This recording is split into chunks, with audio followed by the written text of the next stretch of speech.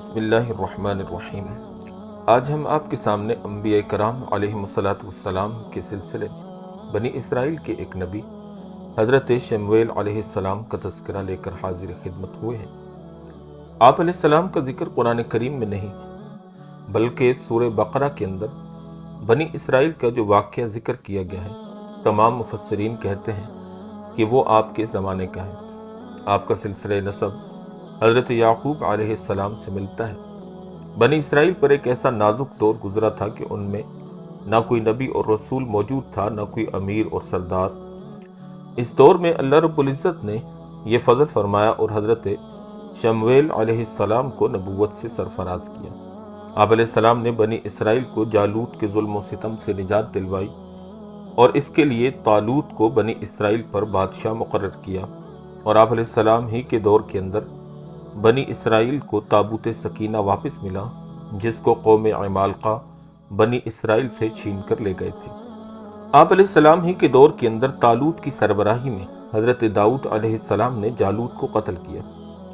قرآن کریم میں آپ کا نام تو ذکر نہیں کیا، البتہ سورہ بقرہ کے رکو نمبر 32 اور 33 میں بنی اسرائیل کا جو ایک واقعہ ذکر کیا گیا ہے، مفسرین کرام کے نزدیک یہ واقعہ حضرت شمویل علیہ السلام کے ہی زمانے کا ہے۔ علامہ ابن کثیر رحمہ اللہ نے آپ کا سلسلہ نسب یوں بیان کیا: شمویل بن بالی بن علقمہ بن ترخام بن یہد بن بحرز بن علقمہ بن ماجب بن عمر صابن عزریہ بن صفیہ بن علقمہ بن ابو یاسف بن قارون بن بسہر بن قاہس بن لاوی بن حضرت یعقوب بن حضرت اسحاق بن حضرت ابراہیم علیہ السلام۔ تفسیر کشف الرحمن میں ہے کہ حضرت موسیٰ علیہ السلام کی وفات کے بعد بنی اسرائیل میں ابتری اور بددینی پھیلی، تو ان کے سنبھالنے کے لیے حضرت یوشع علیہ السلام مقرر ہوئے۔ ان کے بعد حضرت غالب بن یوقنا علیہ السلام تشریف لائے، پھر اس کے بعد حضرت الیاس علیہ السلام تشریف لائے، پھر اللہ تعالیٰ نے حضرت الیسع علیہ السلام کو بھیجا۔ غرض یہ کہ ان میں پے در پہ رسول آتے رہے، مگر ان کی نافرمانی اور سرکشی میں روز بروز اضافہ ہوتا چلا گیا، یہاں تک کہ تورات کو بھی بھلا بیٹھے اور فسق و فجور میں مبتلا ہو گئے۔ تو اللہ نے ان پر عذاب بھیجا، اور قوم عمالقہ جو مصر اور فلسطین کی ساحلی علاقے میں آباد تھی، ان پر حملہ آور ہوئی اور ان کو قتل کیا اور ان کے بہت سے علاقوں پر قبضہ کر لیا۔ اس طرح سے یہ لوگ اپنی بدعمالیوں کے باعث کافروں کے زیر نگیں ہو گئے اور جالوت بادشاہ کی رعایا بن گئے۔ بنی اسرائیل کے لیے یہ ایک نازک دور تھا، نہ کوئی نبی اور رسول ان میں موجود تھا، نہ کوئی امیر اور سردار تھا، خاندان نبوت میں سے ایک حاملہ عورت کے علاوہ کوئی باقی نہ تھا۔ اس حالت میں اللہ تعالیٰ نے ان لوگوں پر فضل اور کرم فرمایا، اور اس عورت کے یہاں ایک بچہ پیدا ہوا اور اس کا نام شمویل رکھا گیا۔ جب آپ علیہ السلام بلوغت کی عمر کو پہنچے تو تمام بنی اسرائیل میں شرافت و دیانت کی بنا پر ممتاز اور نمایاں نظر آنے لگے۔ اللہ تعالیٰ نے آپ کو نبوت سے سرفراز فرمایا اور بنی اسرائیل کی رشد و ہدایت پر مامور کیا۔ قوم کے لوگوں نے آپ سے مطالبہ کیا کہ اگر آپ اللہ کے نبی ہیں تو ہمارے لیے ایک امیر اور بادشاہ مقرر کر دیں، تاکہ ہم ان کی سرپرستی میں کافروں سے جہاد کریں اور اپنے ملک کو ان ظالموں سے آزاد کرائیں۔ چنانچہ قرآن کریم میں سورہ بقرہ میں اللہ رب العالمین نے اس واقعے کو یوں بیان کیا: أَلَمْ تَرَ إِلَى الْمَلَإِ مِنْ بَنِي إِسْرَائِيلَ مِنْ بَعْدِ مُوسَى إِذْ قَالُوا لِنَبِيٍّ لَهُمُ ابْعَثْ لَنَا مَلِكًا نُقَاتِلْ فِي سَبِيلِ اللَّهِ قَالَ هَلْ عَسَيْتُمْ إِنْ كُتِبَ عَلَيْكُمُ الْقِتَالُ أَلَّا تُقَاتِلُوا قَالُوا وَمَا لَنَا أَلَّا نُقَاتِلَ فِي سَبِيلِ اللَّهِ وَقَدْ أُخْرِجْنَا مِنْ دِيَارِنَا وَأَبْنَائِنَا۔ کیا تم نے بنی اسرائیل کے سرداروں کو نہیں دیکھا موسیٰ علیہ السلام کے بعد، جبکہ انہوں نے اپنے نبی سے کہا کہ ہمارے لیے ایک بادشاہ مقرر کر دیجئے تاکہ ہم اللہ کی راہ میں لڑیں؟ نبی نے جواب دیا: کہیں ایسا نہ ہو کہ تم کو حکم دے دیا جائے لڑائی کا، اس وقت تم نہ لڑو۔ انہوں نے کہا کہ یہ کیسے ہو سکتا ہے کہ ہم نہ لڑیں اللہ کی راہ میں، کیونکہ ہم کو اپنے گھروں سے نکال دیا گیا اور اپنے بچوں سے جدا کر دیا گیا۔ پیغمبر خدا نے اندیشہ ظاہر کیا کہ اگر تم پر جہاد کا حکم جاری کیا گیا اور بادشاہ مقرر ہو گیا تو کہیں ایسا نہ ہو کہ تم جہاد سے انکار کر دو، اور اس پر انہوں نے بڑے وثوق سے یقین دلایا کہ ہمارے انکار کرنے کا سرے سے جواز ہی نہیں۔ ان ظالموں نے تو ہمیں گھر بار اور بچوں سے الگ کر دیا ہے، اور انہوں نے ہم پر مظالم کے پہاڑ توڑ دیے ہیں۔ اس لیے اب ہم چاہتے ہیں کہ ہمارا ایک بادشاہ ہو اور اس کی سرکردگی میں ہم اپنے ملک کو آزاد کرائیں اور ظالموں سے انتقام لیں۔ چنانچہ اللہ پاک قرآن کریم میں سورہ بقرہ میں فرماتے ہیں وَقَالَ لَهُمْ نَبِيُّهُمْ إِنَّ اللَّهَ قَدْ بَعَثَ لَكُمْ طَالُوتَ مَلِكًا قَالُوا أَنَّا يَكُونُ لَهُ الْمُلْكُ عَلَيْنَا وَنَحْنُ أَحَقُّ بِالْمُلْكِ مِنْهُ وَلَمْ يُؤْتَ سَعَةً مِّنَ الْمَالِ، اور ان کے نبی نے ان سے کہا کہ اللہ نے طالوت کو تمہارے لیے بادشاہ مقرر کیا ہے۔ انہوں نے کہا کہ اس کو ہمارے اوپر بادشاہت کیسے مل سکتی ہے، حالانکہ ہم اس کے مقابلے میں بادشاہت کے زیادہ حقدار ہیں۔ تفسیر کشف الرحمن میں ہے کہ اللہ تعالیٰ کی طرف سے حضرت شمویل علیہ السلام کو ایک نشان بتلایا گیا، حسن اتفاق سے وہ نشان حضرت طالوت پر صحیح نکلا۔ حضرت طالوت حضرت یعقوب علیہ السلام کے صاحبزادے بنیامین کے خاندان میں سے تھے۔ بنیامین یہ وہی ہیں جو حضرت یوسف علیہ السلام کے سگے بھائی تھے، اور ایک عرصے سے یہ دستور چلا آ رہا تھا کہ نبوت حضرت یعقوب علیہ السلام کے صاحبزادے لاوی کے خاندان میں جاری تھی، اور مملکت آپ کے صاحبزادے یہودا کی اولاد میں، بنیامین کی اولاد میں نہ نبوت تھی نہ بادشاہت۔ طالوت ایک غریب چرواہے تھے یا پانی بھرنے کا اور پلانے کا کام کرتے تھے۔ بہرحال جب طالوت کی بادشاہت کا اعلان نبی نے اس طرح کیا ان اللہ قد بعث لکم طالوت ملکا، کہ اللہ نے تم پر طالوت کو بادشاہ مقرر فرما دیا ہے، اللہ تعالیٰ کے فیصلے کو قبول کرنے کے بجائے انہوں نے اعتراضات شروع کر دیے، اور اپنی پرانی عادت کے مطابق جیسا کہ گائے کے ذبح کے واقعہ میں قرآن کریم میں اللہ نے بیان کیا ہے، یہاں بھی اعتراضات شروع کر دیے۔ ان کے پاس مال و دولت نہیں، اس لیے ہم انہیں بادشاہ تسلیم نہیں کرتے۔ اس لیے حضرت شمویل علیہ السلام نے جو جواب دیا، قرآن کریم نے اس کو یوں بیان کیا قال ان اللہ اصطفاہ علیکم وزادہ بسطۃ فی العلم والجسم واللہ یؤتی ملکہ من یشاء واللہ واسع علیم۔ اللہ کے نبی نے کہا کہ اللہ نے تمہارے مقابلہ میں اس کو چنا اور علم اور جسم میں اس کو زیادتی دی ہے، اور اللہ اپنی سلطنت جس کو چاہتا ہے دیتا ہے، اللہ بڑی وسعت والا جاننے والا ہے۔ اللہ تعالیٰ کے پاک پیغمبر نے ان کے اعتراض کے جواب میں فرمایا کہ اول تو تمہارے مقابلے میں اللہ تعالیٰ نے اس کو پسند فرمایا، پھر اس کو سیاسی امور اور جنگی فنون کا علم وسیع پیمانے پر عطا کیا گیا، اور اس کے ظاہری جسم اور قد و قامت کے پھیلاؤ میں بھی اس کو زیادتی دی گئی۔ مطلب یہ ہے کہ پیغمبر نے ان کے اعتراضات کے کئی جوابات دیے۔ پہلا، اللہ تعالیٰ کا انتخاب اور بزرگی کا حق حاصل ہے، اس نے طالوت کو چن لیا اور پسند کر لیا۔ دوسرا، پھر میدان جہاد میں سیاسی علم اور فن حرب یعنی جنگ کے علم کی ضرورت ہوتی ہے، وہ علم اس کو اللہ نے خوب شرح اور بسط کے ساتھ عطا کیا۔ تیسرا، بادشاہ کو ظاہری وجاہت اور روب اور دبدبہ کی ضرورت ہوتی ہے، تو اس کے لیے اللہ تعالیٰ نے اس کو جسم کا پھیلاؤ بھی کافی دیا کہ تم سب میں بلند قامت ہے اور ہر شخص کے دل میں اس کے دیکھنے سے ہیبت پیدا ہوتی ہے۔ چوتھے، اللہ تعالیٰ مالک الملک ہے، سلطنت اور بادشاہت سب اسی کی ہے، وہ جس کو چاہے دے دے، تم کون ہو اعتراض کرنے والے۔ پانچویں، اللہ صاحب وسعت و کوشائش ہے، اس کو کیا مشکل ہے کہ وہ اس کو مال بھی دے دے، یہی تمہارا بڑا اعتراض تھا، جب سلطنت دے دی گئی تو مال کا شبہ ہی ختم ہو گیا۔ چھٹے، وہ بڑا علیم اور خوب جاننے والا ہے کہ بادشاہت کا اہل کون ہے، کس میں بادشاہت کی صلاحیت موجود ہے اور کون بادشاہت کے لائق نہیں ہے۔ حضرت امام ثعلبی رحمۃ اللہ علیہ نے حضرت طالوت کا سلسلہ نسب اس طرح بیان کیا: طالوت بن قیش بن افیل بن سارو بن نخورت بن افیح بن انیس بن بنیامین بن یعقوب بن اسحاق بن ابراہیم علیہ السلام۔ لوگوں نے پیغمبر سے طالوت کے بادشاہ ہونے کی علامات دریافت کی تو اللہ نے یہ نشانی بتلائی کہ تمہارے پاس تابوت سکینہ جو تم سے چھن گیا ہے وہ واپس آ جائے گا۔ چنانچہ اللہ رب العالمین قرآن کریم میں سورہ بقرہ میں فرماتے ہیں وَقَالَ لَهُمْ نَبِيُّهُمْ إِنَّ آيَةَ مُلْكِهِ أَن يَأْتِيَكُمُ التَّابُوتُ فِيهِ سَكِينَةٌ مِّن رَّبِّكُمْ وَبَقِيَّةٌ مِّمَّا تَرَكَ آلُ مُوسَىٰ وَآلُ هَارُونَ تَحْمِلُهُ الْمَلَائِكَةُ إِنَّ فِي ذَلِكَ لَآيَةً لَّكُمْ إِن كُنتُم مُّؤْمِنِينَ۔ اور ان کے نبی نے ان سے کہا اس طالوت کے بادشاہ ہونے کی نشانی یہ ہے کہ تمہارے پاس وہ صندوق آ جائے گا جس میں تمہارے رب کی طرف سے تمہارے لیے تسکین کا سامان ہے، یعنی تابوت سکینہ، اور آل موسیٰ اور آل ہارون کی چھوڑی ہوئی یادگاریں اس صندوق کے اندر ہیں۔ اس صندوق کو فرشتے اٹھائے ہوئے ہوں گے، اس میں تمہارے لیے بڑی نشانی ہے اگر تم یقین رکھنے والے ہو۔ تابوت سکینہ کی حقیقت کیا ہے؟ بنی اسرائیل میں نسل در نسل ایک صندوق چلا آتا تھا۔ ان کا خیال اس کے متعلق یہ تھا کہ یہ حضرت آدم علیہ السلام کے ساتھ اترا ہے۔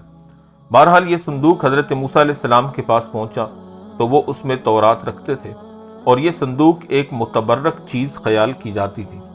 جب کبھی دشمنوں سے لڑتے تو اس صندوق کی اسلامی لشکر میں فرشتے نگرانی کرتے اور بنی اسرائیل اس کی برکت سے فتح کے امیدوار رہتے۔ حضرت موسیٰ علیہ السلام کی وفات کے بعد بنی اسرائیل میں خرابی پھیلی تو عمالقہ کے لوگ وہ صندوق ان سے چھین کر لے گئے۔ آخر اللہ تعالیٰ نے ان کے دل میں دہشت ڈال دی، کیونکہ ان کے بہت سے آدمی اس صندوق کی بے ادبی کی وجہ سے مر گئے، تو انہوں نے گھبرا کر اس کو 2 بیلوں پر لاد کر اپنے ملک سے نکال دیا اور بیلوں کو چھوڑ کر چلے گئے، تو فرشتے ان بیلوں کو ہنکا کر لے آئے۔ اس طرح یہ صندوق طالوت بادشاہ کے مکان پر پہنچ گیا۔ حضرت شاہ عبد القادر محدث دہلوی فرماتے ہیں کہ بنی اسرائیل میں ایک صندوق چلا آتا تھا، اس میں تبرکات تھے۔ حضرت موسیٰ علیہ السلام اور حضرت ہارون علیہ السلام لڑائی کے وقت اس کو آگے بھیج دیتے اور دشمن پر حملہ کرتے تو اللہ تعالیٰ فتح عطا کر دیتا۔ جب بنی اسرائیل بدنیت ہو گئے تو وہ صندوق ان سے چھن گیا اور دشمن کے ہاتھ لگا۔ جب طالوت بادشاہ بنا تو وہ صندوق خود بخود رات کے وقت ان کے گھر کے سامنے آ موجود ہوا۔ سبب یہ ہوا کہ دشمن کے شہر میں جہاں یہ رکھا تھا ان پر ایسی بلا پڑی کہ 5 شہر ویران ہو گئے۔ تب ناچار ہوئے اور اسے 2 بیلوں پر لاد کر ان کو ہانک دیا۔ کہتے ہیں کہ اس میں تورات کی تختیاں تھیں اور حضرت ہارون علیہ السلام کا عمامہ اور حضرت موسیٰ علیہ السلام کے نعلین اور حضرت ہارون اور حضرت موسیٰ علیہ السلام کے کچھ کپڑے تھے، اور ایک بوری میں من و سلوہ کے زمانہ کی بچی ہوئی کچھ ترنجبین اور وہ چند کلمات تھے جو پریشانی کے وقت پڑھے جاتے تھے، اور تو اللہ تعالیٰ جل شانہ پریشانی کو دور فرما دیتا۔ چنانچہ علماء نے لکھا ہے کہ وہ کلمات کچھ یوں تھے: لا الہ الا اللہ الکریم، سبحان رب السماوات السبع ورب العرش العظیم، والحمد للہ رب العالمین۔ ان تبرکات کی وجہ سے مجاہدین کے قلب کو تسلی ہوتی تھی، اور اسی غرض سے یہ صندوق میدان جہاد میں مسلمانوں کے ساتھ ہوتا، اور اس کی برکت سے مسلمان اور ان کے نبی کامیاب ہو جاتے۔ تفسیر جواہر التفسیر میں ہے کہ تابوت سکینہ چوب، شمشاد یا صندل کا 3 گز طویل اور 2 گز عرض کا تھا، اور اس کو اللہ رب العزت نے حضرت آدم علیہ السلام پر اتارا تھا۔ اس میں پیغمبروں کی تصویریں تھیں جو حضرت آدم علیہ السلام کی اولاد میں پیدا ہونے والے تھے، اور ہر پیغمبر کے گھر کے نمونے تھے، اور جناب نبی کریم صلی اللہ علیہ وسلم کا گھر یاقوت سرخ کا تھا، اور اس میں نبی کریم صلی اللہ علیہ وسلم کی تصویر مبارک بھی تھی کہ دیکھنے والے حیران ہو جاتے تھے۔ یہ صندوق حضرت آدم علیہ السلام پر اس وقت نازل ہوا تھا کہ جس وقت حضرت آدم علیہ السلام نے حضرت شیث علیہ السلام سے نور محمدی صلی اللہ علیہ وسلم کی حفاظت کے بارے میں عہد نامہ تحریر کروایا تھا، جس کا تذکرہ ہم حضرت شیث علیہ السلام کے واقعہ میں کر چکے ہیں۔ وہ عہد نامہ یاقوت کے قلم سے بہشتی یعنی جنتی ریشم پر لکھا گیا تھا، اس پر فرشتوں کی گواہیاں تھیں۔ پھر وہ عہد نامہ اس تابوت میں رکھ کر شیث علیہ السلام کے سپرد کر دیا، اور یہ تاکید کر دی گئی کہ جس آدمی پر محمد صلی اللہ علیہ وسلم کا نور مبارک ظاہر ہو، وہ آدمی حامل یعنی جس پر نور ظاہر ہو وہ عہد کار رہے گا، اور اس سے ہرگز بدکاری کا شائبہ نہ ہو۔ ہر زمانے میں اپنے اپنے وارثوں کو اس عہد و پیمان پر رہنا ہوگا، تاکہ حضرت آدم علیہ السلام سے لے کر اور نبی کریم صلی اللہ علیہ وسلم تک آپ کا نور مبارک پاک پشتوں اور پاک رحموں میں نقل ہوتا آئے۔ یہ تابوت حضرت علیسیٰ علیہ السلام تک پہنچا، پھر قوم عمالقہ نے بنی اسرائیل پر غلبہ کر کے تابوت سکینہ کو بھی لوٹ لیا۔ پھر بنی اسرائیل روتے رہتے تھے۔ عمالقہ نے وہ تابوت اپنے بت خانہ میں رکھ دیا، تمام بت اس کے ارد گرد جو تھے وہ گر پڑے۔ ایک بت جو ہیرے جواہر سے مرصع اور سجا ہوا تھا وہ باقی رہا۔ صبح کو بت پرست آئے تو یہ حال دیکھ کر حیران ہو گئے، پھر تابوت کو اس بت پر رکھ کر چلے گئے۔ پھر جب آئے تو بت نیچے تھا اور تابوت اوپر تھا۔ پھر لوہے کی کیلیں لے کر بت کو تابوت سے مضبوط کر دیا۔ دوسرے دن دیکھا تو بت کے ہاتھ پاؤں کٹے ہوئے پڑے ہیں اور تابوت بت پر رکھا ہوا ہے۔ سخت پریشان ہوئے، ایک بنی اسرائیلی نے بتایا کہ یہ تابوت بنی اسرائیل کو خدا کی طرف سے ملا تھا، بت خانہ تو اس کی جگہ نہیں، اگر یہ تابوت چند دن بت خانہ میں رہا تو پھر بت خانہ کا نام و نشان نہ رہے گا۔ پھر قوم عمالقہ نے وہ تابوت ایک گاؤں کی حد میں دفنا دیا، پھر کچھ دن بعد اس گاؤں کے سب لوگ مر گئے، پھر وہاں سے نکال کر دوسری جگہ رکھا، وہاں بھی وبال آ گیا، اس طرح 5 شہر ویران ہو گئے۔ آخر تنگ آ کر بیل گاڑیوں پر لاد کر ہانک دیا، جو حضرت شمویل علیہ السلام تک پہنچا، اور بعض روایات میں ہے کہ بنی اسرائیل کا کسی بات میں جھگڑا ہو جاتا تھا تو اس تابوت کے پاس آ کر اپنے اپنے بیانات دیا کرتے تھے، تو اس تابوت سے فیصلے کی آواز آتی، پھر اسی پر عمل کیا کرتے۔ اب وہ تابوت حضرت موسیٰ علیہ السلام کا عصا بحیرہ طبریہ میں ہے اور قیامت کے قریب ظاہر ہوگا۔ اس تمام رد و قد کے بعد بنی اسرائیل کو انکار کرنے کے لیے کوئی چارہ کار نہ رہا، اور حضرت شمویل علیہ السلام کے الہامی فیصلہ پر طالوت کو بنی اسرائیل کا بادشاہ بنا دیا گیا۔ اب حضرت طالوت نے بنی اسرائیل کو عام دعوت دے دی کہ وہ دشمنوں سے مقابلے کے لیے نکلیں۔ جب بنی اسرائیل طالوت کے سربراہی میں روانہ ہوئے تو بنی اسرائیل کی آزمائش کا ایک اور مرحلہ پیش آیا۔ وہ یہ کہ حضرت طالوت نے سوچا کہ جنگ کا معاملہ ہے اور بے حد نازک ہے، اس میں بعض مرتبہ ایک آدمی کی بزدلی یا منافقانہ حرکت پورے لشکر کو تباہ و برباد کر دیتی ہے، اس لیے ضروری ہے کہ پہلے اس گروہ کو آزما لیا جائے کہ کون شخص تعمیل حکم اور ضبط نفس اور صداقت و اخلاص کا حامل ہے اور کس میں یہ اوصاف نہیں پائے جاتے، کیونکہ میدان جہاد میں صبر و ثابت قدمی اور اطاعت اور انقیاد اصل چیزیں ہیں۔ اس لیے حضرت طالوت نے حضرت شمویل علیہ السلام کی ہدایت کے مطابق ایک نہر کو بطور امتحان گاہ کے مقرر کیا اور اعلان کیا کہ اللہ تعالیٰ تم کو نہر کے پانی سے آزمانا چاہتا ہے۔ اس نہر کے پانی کا حکم یہ ہے کہ اگر کوئی شخص اس کا پانی بالکل نہ چکھے، جو اس کی خلاف ورزی کرے گا وہ خدا کی جماعت سے نکال دیا جائے گا۔ ہاں البتہ سخت پیاس کی حالت میں گھونٹ بھر پانی پی کر حلق کو تر کر لینے کی اجازت ہے۔ مقصود یہ تھا کہ جو شخص معمولی پیاس پر صبر و ضبط کی قدرت نہیں رکھتا وہ ایسے نازک موقع پر کس طرح سے ثابت قدم رہ سکتا ہے۔ چنانچہ علل اعلان خلاف ورزی کی تھی، ان کو جماعت سے جدا کر دیا گیا۔ ان کی صحیح تعداد تو معلوم نہیں ہوئی، 70,000 اور 1,20,000 کے درمیان بتائی جا سکتی ہے، ہو سکتا ہے کہ اس سے کم و بیش بھی ہو۔ وہ جماعت سے خارج بھی ہوئے اور ان کی کبھی پیاس بھی نہ بجھی۔ مفسرین کرام کہتے ہیں کہ یہ واقعہ نہر اردن میں پیش آیا، چنانچہ جو ناقص الایمان تھے وہ چھٹ گئے اور جو کامل الایمان تھے وہ نمایاں ہو گئے۔ ان کی کل تعداد 313 تھی، پھر ان میں سے بھی بعض اکمل تھے جو ظاہری اسباب سے بے نیاز اور بالاتر تھے، انہوں نے مخلص مسلمانوں کی ہمت بڑھائی۔ چنانچہ سورہ بقرہ میں قرآن کریم میں اللہ پاک یوں فرماتے ہیں فَلَمَّا فَصَلَ طَالُوتُ بِالْجُنُودِ قَالَ إِنَّ اللَّهَ مُبْتَلِيكُمْ بِنَهْرٍ فَمَنْ شَرِبَ مِنْهُ فَلَيْسَ مِنِّي وَمَنْ لَمْ يَطْعَمْهُ فَإِنَّهُ مِنِّي إِلَّا مَنِ اغْتَرَفَ غُرْفَةً بِيَدِهِ فَشَرِبُوا مِنْهُ إِلَّا قَلِيلًا مِنْهُمْ۔ پھر جب نکلے طالوت فوجوں کو لے کر تو انہوں نے کہا اللہ تم کو ایک ندی کے ذریعے آزمانے والا ہے، بس جس نے اس کا پانی پیا وہ میرا ساتھی نہیں رہے گا، اور جس نے اس کو نہ چکھا وہ میرا ساتھی ہوگا، مگر یہ کہ کوئی ایک آدھ چلو بھرے اپنے ہاتھ سے، تو انہوں نے اس سے خوب پانی پیا سوائے تھوڑے آدمیوں کے۔ نتیجہ یہ نکلا کہ جب لشکر نہر سے پار ہو گیا تو جن لوگوں نے حکم کی خلاف ورزی کر کے پانی پی لیا تھا وہ کہنے لگے کہ ہم جالوت جیسے قوی ہیکل اور اس کی جماعت سے لڑنے کی طاقت نہیں رکھتے، لیکن جن لوگوں نے ضبط نفس اور اطاعت امیر کا ثبوت دیا تھا انہوں نے بے خوف ہو کر کہا کہ ہم ضرور مقابلہ کریں گے، اس لیے کہ خدا کی قدرت کا یہ مظاہرہ اکثر ہوتا رہتا ہے کہ چھوٹی جماعتیں بڑی جماعتوں پر غالب آ جایا کرتی ہیں، البتہ ایمان باللہ اخلاص و ثبات شرط ہے۔ چنانچہ سورہ بقرہ میں اللہ پاک اس واقعہ کو یوں بیان کرتے ہیں فَلَمَّا جَاوَزَهُ هُوَ وَالَّذِينَ آمَنُوا مَعَهُ قَالُوا لَا طَاقَةَ لَنَا الْيَوْمَ بِجَالُوتَ وَجُنُودِهِ قَالَ الَّذِينَ يَظُنُّونَ أَنَّهُمْ مُلَاقُو اللَّهِ كَم مِّن فِئَةٍ قَلِيلَةٍ غَلَبَتْ فِئَةً كَثِيرَةً بِإِذْنِ اللَّهِ وَاللَّهُ مَعَ الصَّابِرِينَ۔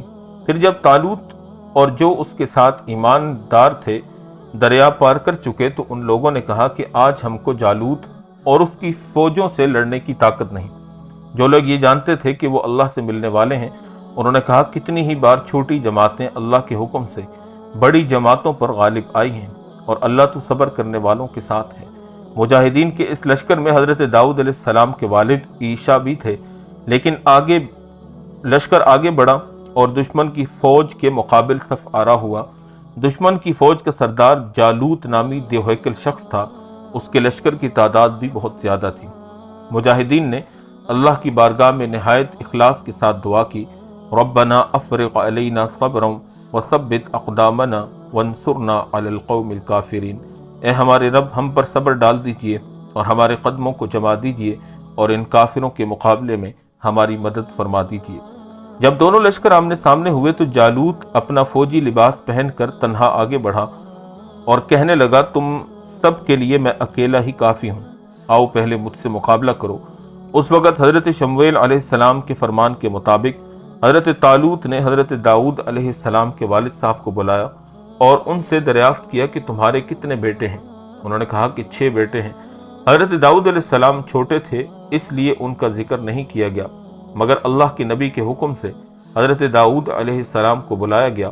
جب حضرت داؤد علیہ السلام حسب طلب آ رہے تھے تو راستے میں ان کو 3 پتھروں نے آواز دے کر کہا، اے داؤد ہمیں اٹھا لیجئے، ہم تمہارے کام آئیں گے۔ حضرت داؤد علیہ السلام نے وہ پتھر اٹھا لیے اور نبی کی خدمت میں حاضر ہوئے۔ حضرت شمویل علیہ السلام نے جالوت کے مقابلے کے لیے آپ علیہ السلام کو منتخب فرمایا، چنانچہ آپ نے وہ تینوں پتھر بھی اپنے ساتھ رکھ لیے، آگے بڑھے اور جالوت کو للکارا۔ جالوت نے کہا کہ مجھ کو تجھ پر رحم آتا ہے، کیوں میرے ہاتھ سے مرنے کی خواہش کرتا ہے؟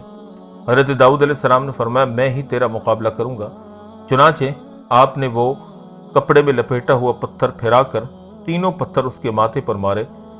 اس کا صرف ماتھا ہی کھلا ہوا تھا، باقی سارا کا سارا جسم لوہے کی ذرہ سے ڈھکا ہوا تھا۔ اللہ تعالیٰ کے حکم سے وہ پتھر اس کے سر میں گھس گئے اور اس کا سر ٹکڑے ٹکڑے ہو گیا۔ جالوت کے مرتے ہی اس کا سارا لشکر پسپا ہو گیا۔ اللہ تعالیٰ نے مسلمانوں کو فتح نصیب کی اور دشمنوں کو شکست دی اور مسلمانوں کو ان کا ملک واپس مل گیا۔ چنانچہ سورہ بقرہ میں اللہ پاک فرماتے ہیں، فَهَزَمُوهُمْ بِإِذْنِ اللَّهِ وَقَتَلَ دَاوُودُ جَالُوتَ وَآتَاهُ اللَّهُ الْمُلْكَ وَالْحِكْمَةَ وَعَلَّمَهُ مِمَّا يَشَاءُ۔ پھر طالوت کے ساتھیوں نے خدا کے حکم سے جالوت والوں کو شکست دے دی اور داؤد نے جالوت کو قتل کیا، اور اللہ نے داؤد علیہ السلام کو سلطنت اور نبوت عطا فرمائی اور جو کچھ بھی چاہا اسے سکھا دیا۔ اس واقعہ نے حضرت داؤد علیہ السلام کی شجاعت کا دوست دشمن دونوں کے قلوب پر سکہ بٹھا دیا، اور آپ لوگوں میں ہر دل عزیز ہو گئے اور آپ کی شخصیت بہت نمایاں اور ممتاز نظر آنے لگی۔ اور طالوت نے اپنی بیٹی کا نکاح آپ سے کر دیا اور آپ علیہ السلام کو اپنا ولی عہد بنا دیا۔ چنانچہ آپ علیہ السلام حضرت طالوت کے بعد بادشاہ ہوئے اور اللہ تعالیٰ نے آپ علیہ السلام کو ملک اور سلطنت کے ساتھ نبوت بھی عطا فرمائی۔ حضرت داؤد علیہ السلام کا تذکرہ مستقل عنوان کے تحت ہم آپ کے سامنے بیان کریں گے، جس میں حضرت داؤد علیہ السلام کا تفصیلی تذکرہ مکمل تفاصیل کے ساتھ بیان ہوگا۔ امید ہے کہ آپ کو حضرت شمویل علیہ السلام کے متعلق بہت کچھ نیا سیکھنے اور جاننے کو ملا ہوگا۔ اگر آپ کو ہماری یہ ویڈیو پسند آئی ہو اور آپ کے علم میں اضافہ ہوا ہو تو ہمارے چینل کو سبسکرائب ضرور کر دیجئے گا، اپنے دوست و احباب میں بھی اس کو شیئر کیجئے گا اور کمنٹ سیکشن میں اپنی رائے کا بھی اظہار ضرور کیجئے گا۔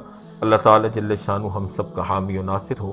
وآخر دعوانا ان الحمد للہ رب العالمین۔